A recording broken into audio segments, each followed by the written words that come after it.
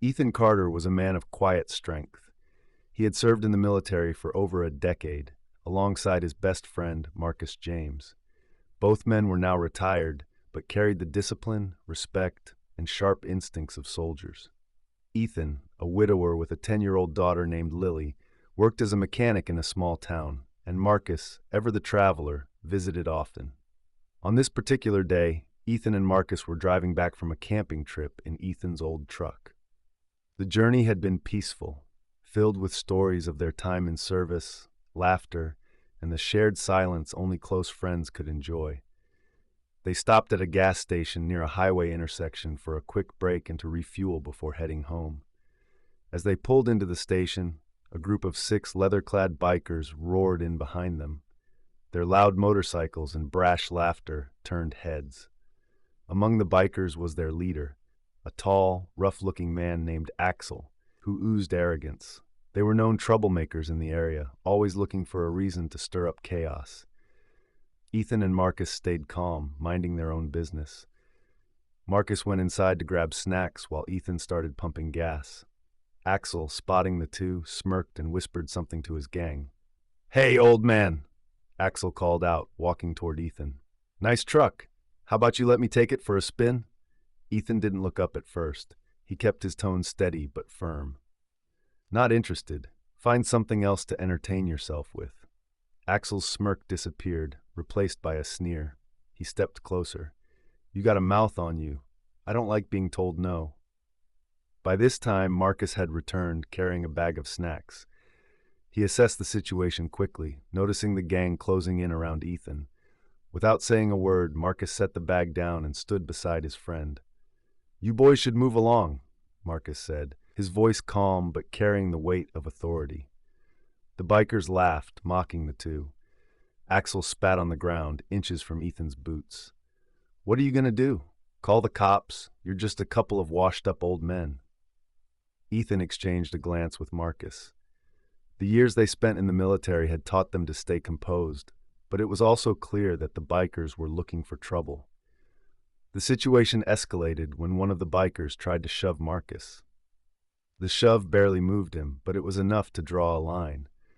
Marcus grabbed the biker's arm in a swift, calculated motion, twisting it just enough to make the man wince in pain. "Let's not do this," Marcus said quietly. The gang didn't take the warning well.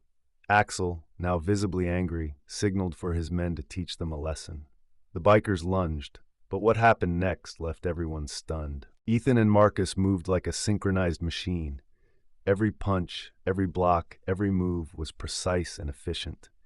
The bikers, despite their numbers, were no match for the soldiers' training and reflexes. Within minutes, the gang was on the ground, groaning in pain. Ethan and Marcus didn't break a sweat. The gas station attendant, who had been watching the chaos unfold from behind the counter, stepped outside and asked if they should call the police. Ethan shook his head. "No need. They've learned their lesson." Axel, humiliated, spat out a threat. "You're going to regret this, old man." But Ethan and Marcus weren't fazed. They got back in their truck and drove away, thinking the matter was over. A few weeks later, Ethan noticed something unusual. Strange cars were parked near his house at odd hours, and he felt like someone was watching him. Marcus, who was staying with Ethan temporarily, agreed. One evening, as they were having dinner with Lily, a loud bang echoed outside. Ethan's truck was on fire. They rushed out to put it out, but it was clear this was no accident. A note was left on the ground near the flames. "We're not done." Ethan's instincts kicked in. He knew Axel and his gang were behind this. Marcus suggested going to the police, but Ethan shook his head. "They want us to be scared. Let's show them we're not." Ethan and Marcus decided to confront Axel, but as they dug deeper, they uncovered something unexpected. Axel wasn't just a petty gang leader.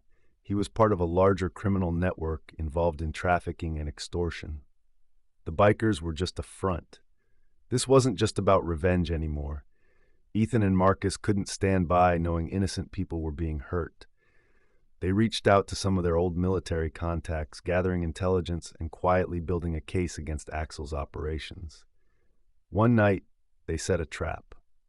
Using their military skills, They lured Axel and his men to an abandoned warehouse. Ethan and Marcus didn't just rely on physical strength this time, they used strategy. With calculated moves, they incapacitated the gang and gathered evidence of their crimes. By the time the police arrived, everything was wrapped up neatly. Axel and his crew were arrested, and their criminal network was exposed. As life returned to normal, Ethan and Marcus reflected on everything that had happened. It wasn't just about standing up to bullies. It was about protecting their community and doing what was right. Ethan repaired his truck, and the bond between him and Marcus grew even stronger. Lily, unaware of the danger her father had faced, continued to see him as her hero, a role he was proud to live up to. The story of the two soldiers who took down a gang spread around town, but Ethan and Marcus didn't seek recognition. They were just happy to live in peace, knowing they had made a difference. Sometimes the quietest people are the strongest, and true strength isn't about power. It's about standing up for what's right, even when it's difficult. Ethan and Marcus proved that heroes don't need capes or fame. They just need a good heart and the courage to act.